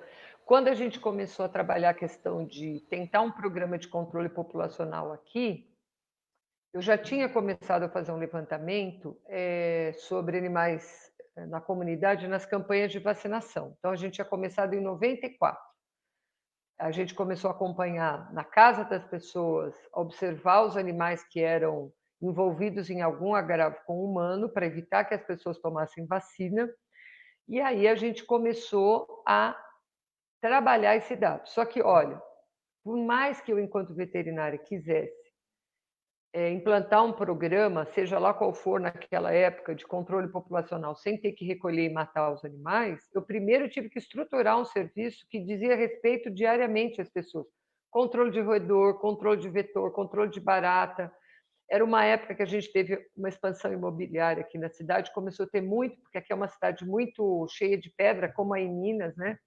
A gente está em cima de uma formação rochosa importante aqui. E aí a gente observou o quê? Uma quantidade enorme de escorpiões, começou a ter problema com morcego, e a gente foi indo atrás de conhecimento, foi atrás de alternativas, e foi assim que o serviço ganhou credibilidade, que é isso que é importante. Isso é importante porque mostra que você tem um olhar para essa questão dos animais sem desconsiderar as necessidades das pessoas. E dessa forma você ganha o quê? Espaço para que elas te ouçam. Então, isto é um ponto incrível. A única coisa da minha consideração, que eu espero que vocês tenham entendido, é o fato de que não podemos depois esquecer o que nos levou para aquilo. Porque, em geral, nós somos muito menos do que as outras pessoas que trabalham na área de saúde, que trabalham na área do meio ambiente, e aí querem os recursos ou as estratégias ou as ações voltadas para isso, né? Mas, ao contrário disso, o que eu tenho visto, pelo menos na minha experiência, é que as pessoas entendem, e quando você traz uma questão dos animais, elas param para prestar atenção. Não, peraí, tem uma vida aí dentro, vamos ouvir, porque as pessoas que estão falando já construíram serviços, ações, estratégias que realmente foram importantes. Então, que eu vejo é que nós que entendemos desse assunto, cuidar para que não seja só isso. Por exemplo, esses dias eu ouvi uma outra coisa que eu vou aproveitar, porque acho que a gente já deve estar terminando, né, Luana? Eu acho que tem um outro assunto que eu acho que me chamou muita atenção, e eu sou assim mesmo. Às vezes eu estou escutando uma coisa, participando, de repente uma coisa me dá um clique. Quando a gente trabalha a questão que você vai discutir a crueldade, a questão dos maus tratos, se ali é uma negligência ou ali é um ato intencional, que é a crueldade, né? E aí eu fiquei ouvindo, e eu ouvi várias vezes a mesma pessoa, as outras pessoas falando coisas. E aí eu fiquei pensando nisso. E aí eu fiquei assim, bom, mas para o animal que é alvo daquilo, tanto faz. Se a pessoa está sendo negligente ou está causando maus tratos, ele está sofrendo do mesmo jeito. Então a gente precisa fazer uma separação. Qual que é a separação? A separação é assim, bom, agora eu vou agir para o animal. O primeiro momento tem que ser para agir para aquele animal, para tirar ele daquela situação, seja ela qual for. Negligência, abuso, maus tratos, crueldade, não importa. Ele tem que ser retirado daquela situação. Depois, aí para os humanos que estiveram envolvidos, eu vou fazer uma ação de educação, eu vou fazer uma ação punitiva, eu vou fazer as duas coisas. Aí nós vamos pensar nas pessoas. Porque eu entendo que outros profissionais, quaisquer deles, possam ter essa visão, mas a gente, principalmente no meu caso e da Juliana, que somos veterinária, a gente não pode se deixar levar e esquecer que o principal é tira o animal, conduz ele, ou cria um mecanismo para conduzir aquele animal para uma situação onde ele pode ser avaliado, entendido, pensando que o sofrimento não é só físico, o sofrimento é físico, é mental e é comportamental. Eu tenho que pensar nisso, tá? Depois, você, dentro de um grupo de outros profissionais que têm expertise para lidar com aquele assunto, porque aí você vai ter que dizer o que causou de dano, problema, situação do animal, para funcionar como um agente de relatoria, através de uma avaliação técnica, de um relatório pericial para um caso qualquer. Por quê? Porque só nós, de todo o grupo que vai estar ali, é que entendemos o que aquele animal, ou deveríamos entender o que aquele animal sente, o que aquele animal está passando.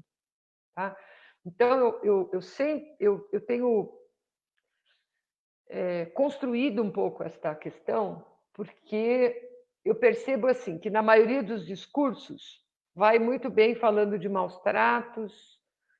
Aí quando chega nesse ponto, que inclui outras coisas, a saúde única, o bem-estar único, esquece do bicho. Dali para frente o discurso continua por esse caminho e esquece do que foi feito com o animal. Então eu acho que isto é uma questão que a gente precisa sempre estar atento para não passar desapercebido. E não é uma bobagem. E eu vou dizer por que não. Porque aqui onde eu trabalho, embora eu não trabalhe com essa área, eu trabalho numa outra área, eu faço parte de uma ONG que recebe toda hora denúncia. Eu faço parte de grupo de veterinários. Estou fazendo agora uma especialização em medicina veterinária legal, porque eu achei que era importante ter essa titulação, e o grupo é muito bom, a equipe que eu estou tendo o prazer de estudar é maravilhosa, as pessoas. Também estou fazendo um curso lá no Paraná sobre o elo, e aí eu começo a juntar os pedaços das coisas, as falas das pessoas, e eu vejo colegas veterinários que tentam agir e não conseguem. E ficam com aquela situação, gente, o que eu vou fazer? Eu estou vendo o bicho sofrer. Aí vai lá, o vizinho defende a pessoa porque ela é de idade ou porque ela é pobre. E aí o veterinário fica naquele dilema, o que eu faço? Recentemente a gente teve um caso muito importante aqui, que para mim foi um exemplo, né, de quando um profissional quer agir, que ele age, ele assume, porque teve todas as dificuldades, mas uma profissional muito querida, não vou citar o nome aqui, mas ela ficou firme, tomou todas as medidas, fez tudo, foi até o final e conseguiu, porque agora a Daniela Araújo está acompanhando o caso, eu consegui que ela assumisse com o pessoal da Polícia Ambiental o caso e o animal está numa condição melhor, mas tem que supervisionar. Esse é um outro problema. Porque por trás, Juliane, tem a questão de uma pessoa de idade que vive sozinha, que a família fala que não adianta falar, né? E eu acho que nós vivemos, infelizmente, numa sociedade que a culpa é sempre do outro, né? E a gente não pode continuar endossando isso. A gente tem que explicar para as pessoas o quanto é importante a atitude de cada um em trazer aquele animal para uma situação melhor. E nós, enquanto veterinários, temos um duplo papel, porque enquanto cidadão eu tenho que fazer isso, mas enquanto profissional eu tenho uma obrigação moral a fazer isso, né? Eu tenho uma obrigação ética. Então, essa semana eu ouvi o Dr. Vicente na nossa live no fórum, foi maravilhosa, que vocês não viram, vejam, 2 horas e meia de live não foi fácil.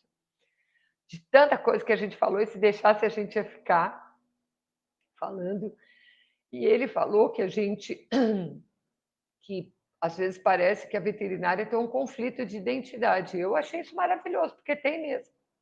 Tem um conflito de identidade, né? Então, para todas as áreas. E a gente tem uma conduta profissional muito especista, e isso me incomoda muito.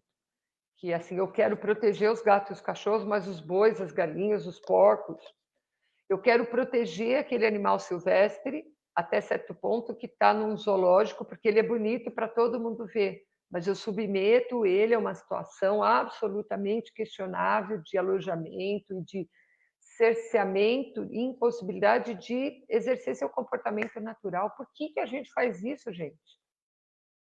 Por quê? Né? Outras práticas, então, nem vou citar rodeio, vaquejada, rinha. Né? Então... Como bióloga também, a gente tem muito esse dilema, não só com os veterinários.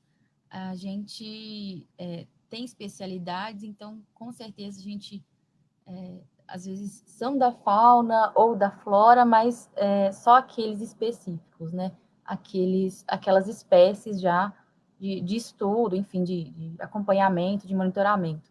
O resto, realmente,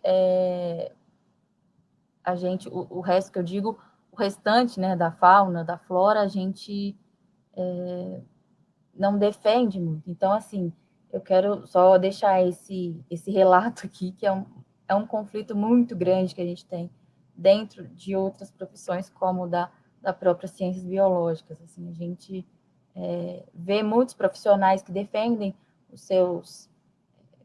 Não é objetos de estudos que a gente fala, mas, assim, como se fosse essas vidas, essas espécies, né, essas escolhas de encaminhamento científico, mas as outras não, né? Então, não é interligado, não são todas as vidas, no caso, que seriam importantes, né? Então, é um conflito muito grande que a gente tem, assim.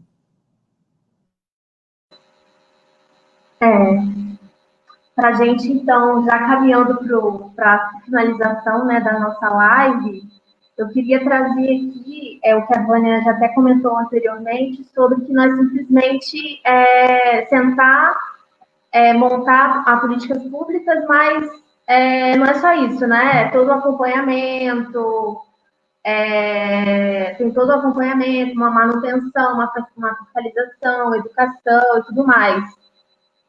Só que a gente sabe que, mesmo assim, alguns municípios têm as suas legislações, suas políticas públicas, mas dependendo da gestão, uma aplica e a outra não.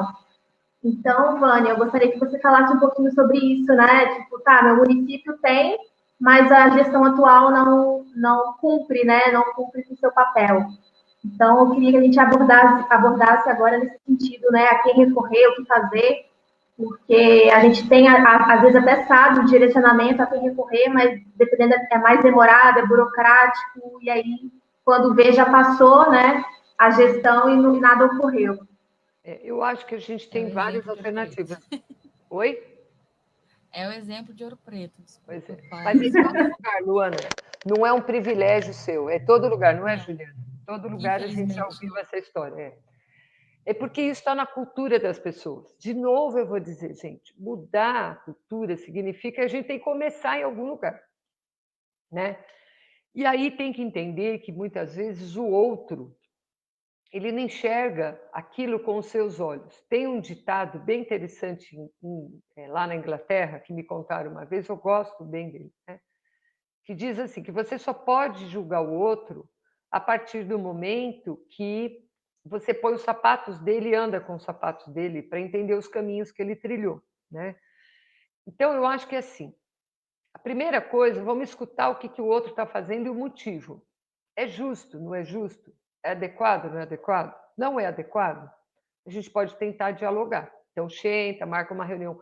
Por isso que é importante, às vezes, a gente estar respaldado num conselho, né? Só para vocês entenderem, quando a gente foi pensar em criar um conselho de defesa e proteção animal aqui, eu fiquei 1 ano e meio reunindo gente, era minha função,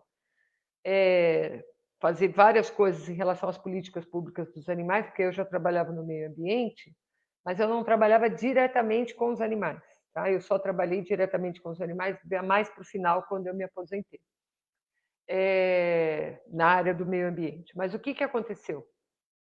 Não foi fácil, porque cada um queria uma coisa diferente também, entendeu? Um queria o dinheiro para castrar, outro queria o dinheiro para comprar armadilha, outro achava que só podia castrar os animais de quem era pobre, não podia castrar de quem nem era remediado, outro achava que não tinha que castrar nada, que isso era um absurdo, que devia deixar que cada um resolvesse seu próprio problema, que se tinha bicho que tinha que cuidar, que nem ter filho, mas a gente sabe que as pessoas não cuidam nem dos filhos, nem dos idosos, que fará cuidar dos bichos, né?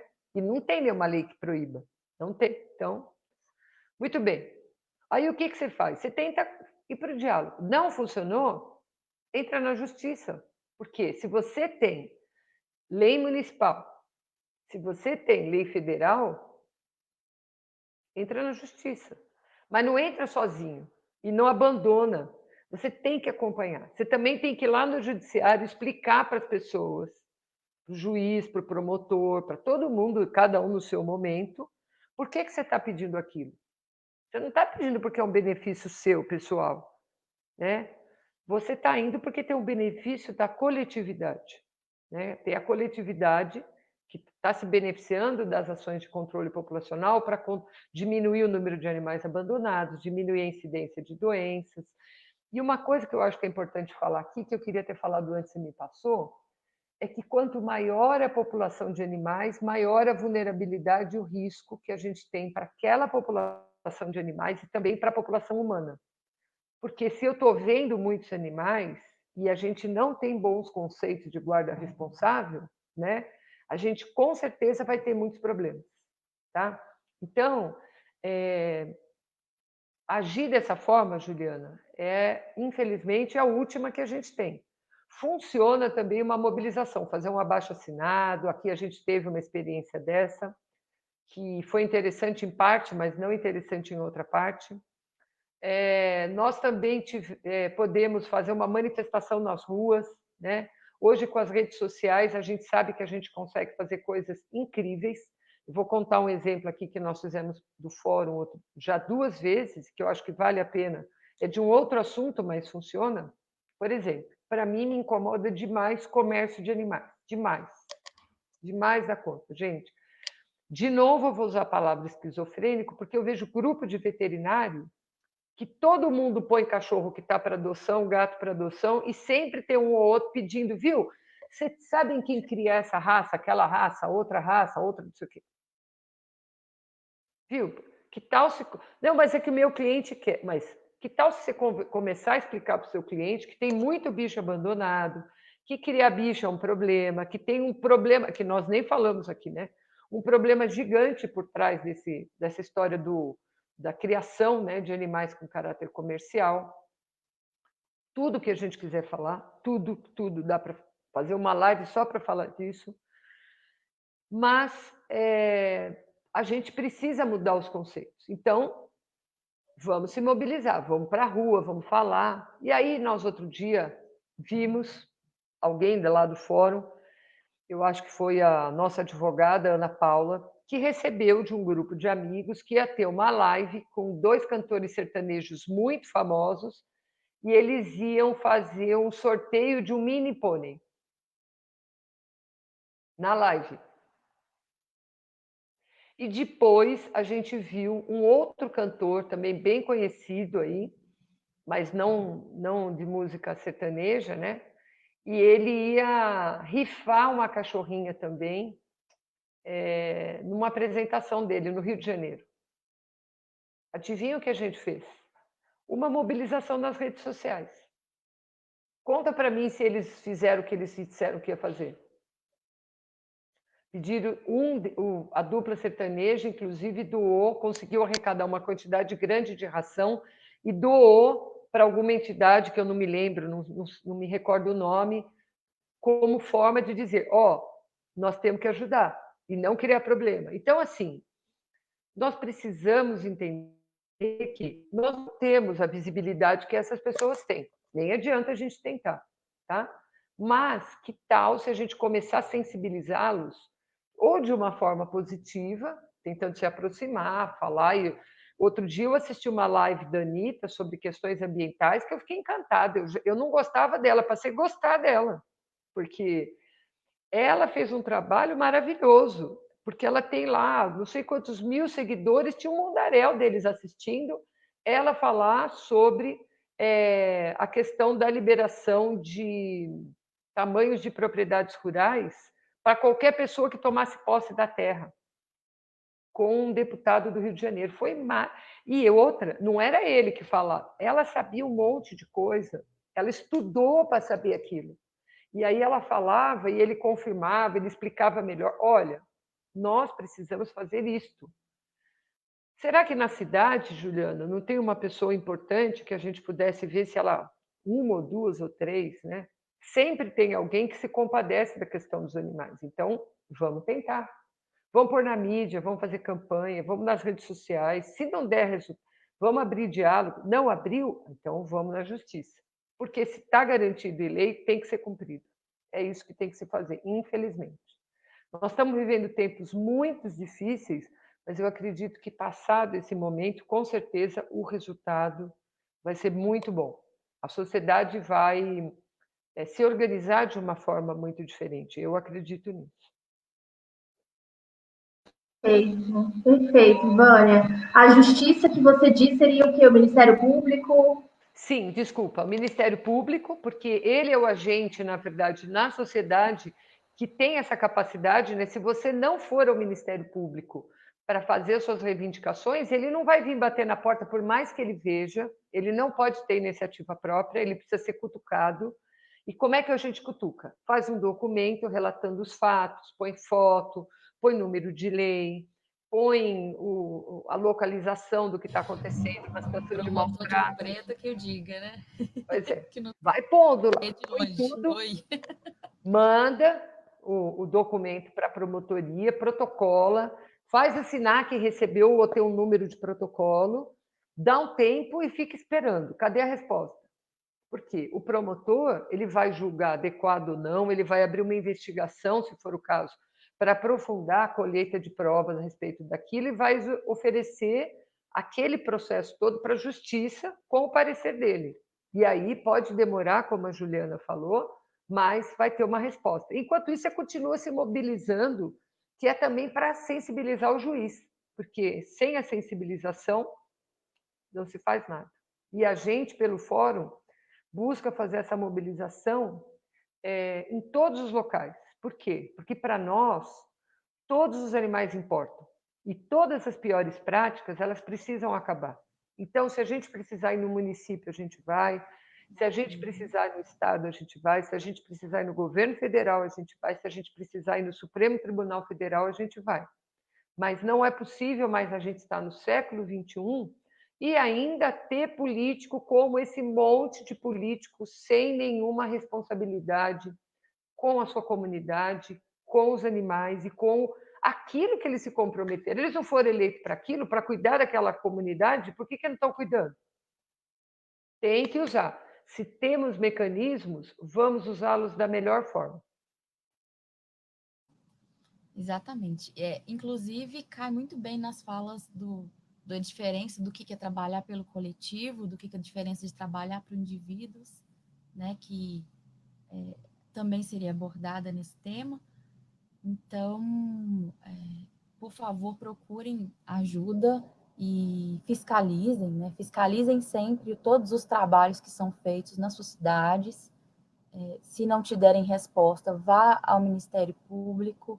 Se o Ministério Público não, enfim, não der alguma resposta, procure acima dele ainda resposta sempre para poder tentar resolver, ou pelo menos, no caso de algumas cidades que a gente já sabe, tentar mostrar o que está acontecendo, porque tem cidades que só fazer esses relatórios, entregar os relatórios, parece que são ou ignorados, não ignorados, eu não sei como poder falar isso, mas parece que é muito devagar todo o processo, ou de alguma forma demora muito para poder ver resultados, né? Mas acompanhem sempre, é uma dica aí que a gente dá como, inclusive, organização. Lembrando, somos uma organização porque somos representantes de vocês, de todas as pessoas, de todos os civis.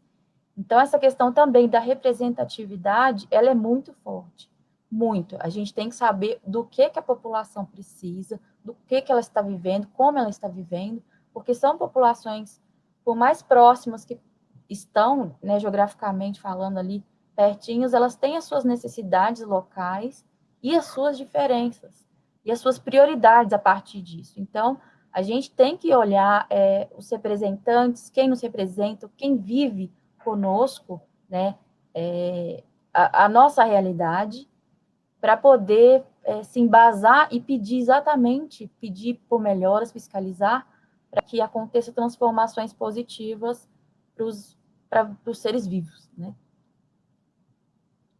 Isso mesmo, Luana. Olha, eu queria aproveitar que você falou uma coisa importante. Quando você também vai numa promotoria de justiça, protocola um pedido e não tem resposta, além de você cobrar, e se a resposta ainda vier de uma coisa que, obviamente, você tinha razão e ninguém fez nada, você pode ir na corregedoria da promotoria de justiça, que em geral estão nas capitais dos estados.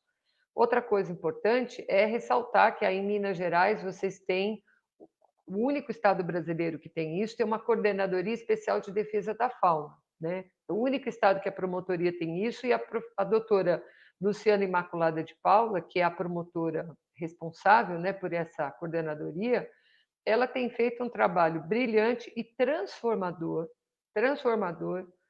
dando exemplos para todas as localidades, inclusive agora ela está com um trabalho que está sendo capitaneado aí pela Annalise, que é aí de Itabirito, e pelo Gustavo, que é de Gustavo Chaulin e Annalise Bastos, Gustavo, que é de Belo Horizonte. Eles estão fazendo um trabalho muito bom sobre manejo populacional de cães e gatos, e eu recomendo, né, que vocês todos se informem, né, a qualquer cidade que tiver necessidade de entrar em contato ali no CDF, que com certeza tem manuais feitos que são incríveis. Está saindo manuais sobre a questão de acumuladores também. E o pessoal da UFMG tem sido muito proativo, principalmente a professora Daniele, professora Camila, que são pessoas que eu adoro, adoro demais. Elas têm trazido contribuições práticas para o dia a dia tanto dos profissionais quanto dos gestores municipais. Então, esse trabalho agora que a doutora Annalise e o doutor Gustavo estão começando já há algum tempo, e agora está já num caminho bem forte, né, em parceria com o ITEC e MVC, é um trabalho que com certeza terá resultados a médio prazo agora muito importantes. A gente acredita até em resultados a curto prazo, né, porque vai levar conhecimento, vai levar ferramentas, basta com que o município se interesse, né, para que aquilo aconteça e a coisa vá em frente. E a doutora Luciana tem aproveitado, né, toda essa demanda para realmente fazer com que o recurso público seja o que tem disponível nessa área, seja usado da melhor forma, da forma mais eficaz, da forma onde a saúde única, de fato, vá ser atingida. É isso aí, gente. Só para fechar aqui, a gente tem uma pergunta da Andréia, que está acompanhando a live. Ela queria saber se o MP poderia importar que as questões sejam tratadas na pasta. Impor que as questões da saúde, que as questões sejam tratadas ou no meio ambiente ou na saúde de forma isolada. Não entendi a pergunta. Provavelmente ela quer saber se as questões que envolvem os animais poderiam ser só da saúde ou do meio ambiente de forma bem isolada, assim, né? Que um não interfira no outro. Então, não existe nenhuma recomendação. Não existe nenhuma recomendação de que um tema X ligado, seja a flora ou a fauna, tenha que ser tratado exclusivamente aqui ou ali, tá? O que acontece é que os serviços, quando são criados, eles têm um objeto de ação, né? Então, a saúde tem o dela, o meio ambiente tem o dela. O problema dos animais é que eles não estão em lugar nenhum, com exceção dos silvestres, que, de alguma forma, porque quando a gente fala em meio ambiente, também as pessoas acham que você está falando do meio ambiente e é só a floresta lá fora. Não, meio ambiente é tudo. Eu não gosto da palavra meio ambiente, eu prefiro falar ambiente, porque o ambiente é tudo. Então, tanto faz o ambiente da cidade, da área rural, da área de preservação ambiental, não tem problema. Todos eles têm que ser tratados. O que acontece é que muitas vezes se coloca em alguns lugares, não quer dizer que está fechado numa caixinha, jogou a chave fora. Não, é justamente criar essa rede que eu falei, que a Juliana falou, que é importante. Por quê? Se eu tenho uma doença que está ocorrendo aqui na área urbana, mas eu sei, por exemplo, vamos pegar o exemplo da febre amarela, gente, que eu acho que é um exemplo muito importante. A febre amarela, quando aconteceu, ela dizimou uma população gigante de bugios, né? Aqui onde eu moro, foi uma lástima. Morreram centenas de bugios. Ou morreram porque ficaram doentes, porque tem bastante área de preservação no entorno. Bastante não, tem, vamos dizer, um pouco, de área de preservação nas áreas que tinham bugio, mas muitas pessoas ficaram, pouquíssimas pessoas morreram. Por quê? Porque a gente tinha vacina. Então, se fez uma grande estratégia para todas as áreas, para a saúde das pessoas, para o monitoramento da saúde animal, mas veja bem que, por mais que se falasse, tinha gente que envenenava os macacos. Os macacos eram tão vítimas como nós. E, na verdade, são sentinelas da gente saber que aquilo estava acontecendo, né? E aí a gente viu situações onde precisava de uma ação ambiental, precisava de uma melhoria para se criar barreiras, né, para os animais não passarem. E, por exemplo, nesse caso, se não fosse feita uma boa estratégia, a gente podia ter dizimado a população do mesmo macaco, por exemplo, do bugio, que estava em outras regiões da cidade, né? Então, é importante a gente entender que quando eu tenho um elo dessa cadeia comprometido, os outros também vão ficar comprometidos, né? Então, quanto mais a gente agir de forma irresponsável, achando que o meio ambiente é um lugar de turismo, achando que o meio ambiente é um lugar só para ir fazer passeio, para andar de bicicleta, a pé, e tomar um banho de cachoeira, fazer piquenique, sem achar que tem que ter um lugar para os animais viverem em paz e sossego, a gente vai estar correndo risco. Não, mas eu vou cortar só essa árvore aqui. Peraí, mas essa árvore ela pode ser importante para servir de caminho para um animal passar de uma área para outra. Senão a gente vai ter o quê? A gente, aos poucos, vai ter populações de indivíduos da mesma espécie que geneticamente tem uma diferença gigante de um para outro, porque não tem mais a troca, né? Então, a gente começa a ter problemas e vulnerabilizar. E acontece aqui um incêndio, e aqui ficou uma população pequena, daqui a pouco aquela população acaba. Tem uma doença qualquer, específica da espécie, eles morrem todos. E é o que está acontecendo. É o que está acontecendo. Então, a gente precisa tomar muito cuidado, não dar ouvidos a todas as fake news que estão por aí. Na dúvida, a gente tem que pegar alguém que a gente confia, que a gente conhece, ouvir, pensar e procurar informação, refletir de novo antes de tomar uma decisão. E não é isso que as pessoas fazem. Todo mundo quer tudo para ontem, para ontem, para ontem, para ontem, para ontem. Olha como é que adiantou a gente ter pressa, né? Esse ano aqui vai ser um ano sem pressa. Um ano sem pressa. Porque a economia vai falir. Em vez da gente ficar discutindo para abrir a economia, que tal se a gente pensasse em novos mecanismos de fazer com que as pessoas tivessem sua renda? Ninguém está fazendo isso. Né? Por que a gente não podia pensar uma outra organização? Tem que voltar do jeito que era? Exatamente. Vamos continuar tendo problemas, gente. Então, acho que era isso, meninas. A gente agradece muito a presença das duas. Foi muito enriquecedor para todo mundo, garanto, todo mundo que participou ativamente aqui no chat, quanto para as pessoas que vão ver posteriormente. Eu garanto que foi um momento aí de muito aprendizado e cumpriu muito bem com nossos propósitos aí de poder passar alguma coisa para as pessoas refletirem mais, para refletirem, para poder ser críticas sempre, né? E foi dado aí uma mãozinha para isso. Então, muito obrigada, do fundo do coração, às participantes, o pessoal do chat e a todos vocês aí que nos proporcionaram aí esse momento muito enriquecedor. Muito obrigada a todas vocês. Eu vou deixar dar a palavra às participantes para poder, né, finalizar de alguma forma aí esta live maravilhosa. Pode falar, Ju.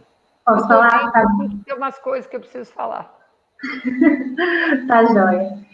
Então, não, só gostaria de agradecer demais o convite. É uma honra, mais uma vez, estar aqui, né, participando dessa live com a Vânia, que é uma das minhas inspirações aí, né, para seguir esse caminho de ser uma pessoa crítica em relação à situação dos animais, ao ensino veterinário coletivo. A Luana, mais uma vez, obrigada pelo convite. E obrigada a todos que participaram, né, e que vão ver ainda essa live, que a gente possa ter contribuído, né, um pouquinho a respeito, um pouquinho a respeito sobre políticas públicas para os animais aqui no nosso país. Tá bom? E é isso. Muito obrigada. Gratidão. Gente, algumas pessoas perguntaram algumas coisas aqui, eu vou colocar. Olha, para a gente ser representante num conselho municipal, a gente precisa participar e pegar aí na Secretaria do Meio Ambiente ou na Secretaria de Negócios Jurídicos daquela cidade e ver como é a composição. Porque tem uma época que você pode se inscrever como representante de ONG, sociedade civil. Agora, a participação, para ir participar, não tem direito a voto, mas você pode até pedir a palavra, falar, qualquer cidadão pode, tá? Então, é importante, em geral, os conselhos, eles têm um mandato de 2 anos. Então, ficar atento, né, quando vai ter essas mudanças e se informar para saber como participar. Geralmente é representando algum segmento, então dá para participar. Outra coisa, alguém me perguntou aqui sobre as lives que eu falei. Então, vocês entrem no Instagram do Fórum, que é @Fórum Animal. Vai lá, como é que chama o lugar que fica as coisas salvas, gente? No feed? No feed, isso. Não, é no IGTV que eles fizeram também. Isso, essas coisas aí. Eu não sei porque eu tive que criar um Instagram para participar dessas coisas, para vocês entenderem. E, na verdade, está tudo salvo lá. A gente teve ótimas para falar sobre a Covid dos animais, sobre o risco. E essa semana nós vamos ter... Estou convidando todo mundo aqui. Vai ser na próxima quarta-feira, 19h, com a professora Rita de Cássia Maria Garcia, falando como agir no manejo populacional de cães e gatos em épocas de pandemia. Olha que assunto maravilhoso, né? Será que a gente tem que parar os programas de castração, os programas de adoção, as atividades de educação? Então, não percam, porque vai ser uma live também muito boa, eu tenho certeza, tá? Acho que era isso que eu queria falar. Agradecer mais uma vez muito, Luana e Juliana, a possibilidade de estar com vocês. Vocês não têm ideia como eu fico feliz, porque é muito duro a gente chegar a olhar para trás e falar, gente, passamos por tudo isso, né? E aí a gente pensa assim, e quando a gente morrer, como é que vai ser? Será que vai ter gente que vai lutar por isso? Então, eu aproveito aqui para fazer uma homenagem para uma pessoa que sempre me inspirou demais da conta, que para mim é um exemplo de profissional que já não está conosco, agora fez 3 anos que ela se foi, que é a doutora Maria de Lourdes Reichmann, que era uma profissional brilhante, ela era muito firme, ela era uma pessoa da saúde pública, mas ela tinha uma característica ímpar de ser uma pessoa sensata, equilibrada, inteligente, e ela sempre ouvia todos os lados da questão. Então, eu tive o privilégio de trabalhar com ela durante alguns anos, e eu sempre gosto muito de lembrar desses momentos, porque tem sempre pessoas que nos inspiram, sempre tem. Então, algumas me inspiraram, ela foi uma dessas pessoas, e eu estou emocionada. Eu fico emocionada quando eu vejo que tem gente jovem que vai continuar essa luta por aqueles que mais precisam e que fazem parte, né, não só da nossa vida, que estão escondidos em alguns lugares, que as pessoas não veem, né? E que a gente continue, né, passando esse bastão para pessoas tão lindas, maravilhosas, incríveis e comprometidas como vocês duas. Então, um beijo, obrigada, e que de alguma forma eu possa ter contribuído aí na reflexão de todos que nos ouviram hoje. Muito obrigada. Gratidão por vocês estarem aqui. A gente que agradece, também fiquei emocionada. A gente que agradece por ser a nossa referência, por ser a nosso exemplo, né? Não só nós, mas de todos que estão assistindo, eu garanto que é. E o privilégio está aqui conosco. Esse é só o agradecimento que a gente tem, a gratidão em forma de muito amor, muito carinho, enfim, e muita alegria que a gente tem aqui para compartilhar este momento, para seguir, para ter esse exemplo vivo conosco agora e espero que por muito tempo ainda. Muito obrigada a todos, espero que fiquem todos bem, se puder, fiquem em casa, se puderem. E é isso. Até semana que vem. O Fórum tem lives nas quarta-feiras. Lembre-se disso.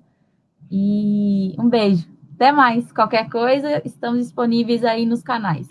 Beijo, gente. Adorei. Vim mais. Aqui estava cheio de gato em volta escutando. Eles adoram aparecer. Sempre em volta, né? Sempre presente. Sempre presente. Beijo, gente. Beijo. Tchau. Beijo. Tchau. Até mais. Boa tarde, gente. Tchau.